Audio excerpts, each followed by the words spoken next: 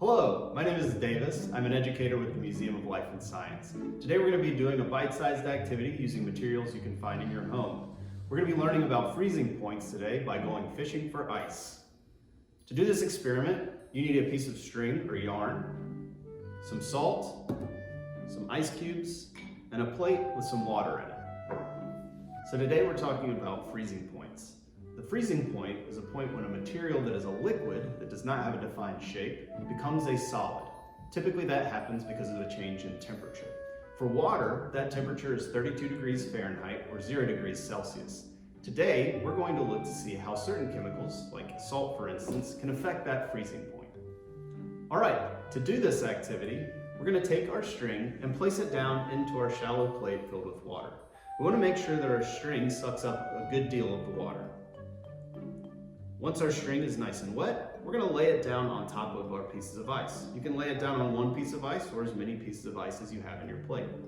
Once your string is laid down on the piece of ice, take a salt shaker or a large container of salt and sprinkle just a little bit of salt anywhere where the string is touching the ice.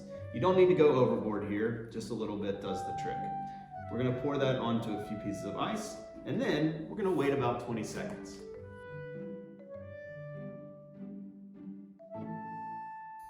All right, once we waited about 20 seconds, you can lift your string.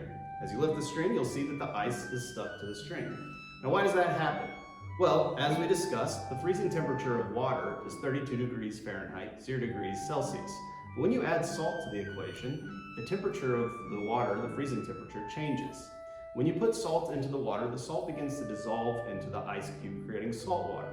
Salt water actually has a lower freezing point. Depending on the amount of salt, it could be as little as 14 degrees or as much as 28 degrees Fahrenheit.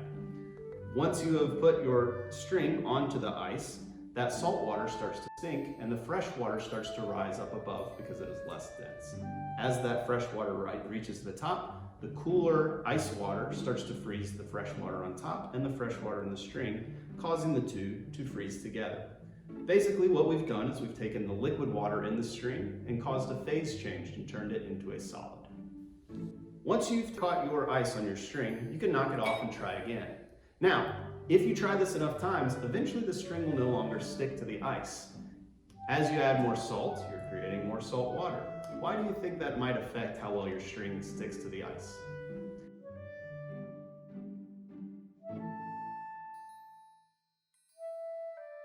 I hope you've enjoyed this activity of ice fishing. We'll see you next time.